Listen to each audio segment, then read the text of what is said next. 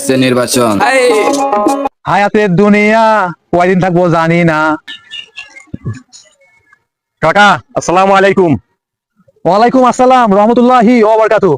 বাবাজি বসো। কাকা সামনে তো নির্বাচন আইলো, কারে ভোট দেওয়া যায়? অবশ্যই সৎ ও যোগ্য ব্যক্তিকে ভোট দেওয়া উচিত।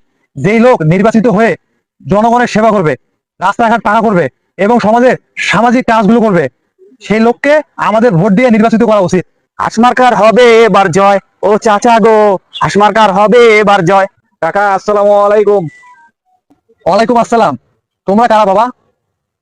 ভাই আমার হাসমার্কার প্রার্থী, আমরা হাসমার্কার পক্ষ থেকে ভোট চাইতে আইছি।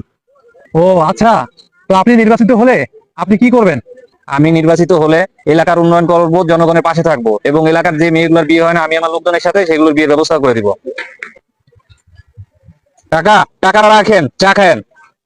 কাকা আমরা তাহলে এখন আসি, আসসালামু আলাইকুম। কাকা মার্কাটা মনে রাখেন। কাকা আপনি একটু আগে বললেন যে সৎ আর যোগ্য প্রার্থীরে ভোট দিতে, এত লোক বেশি ভালো না, এর কাছে তো টাকাও লইলেন।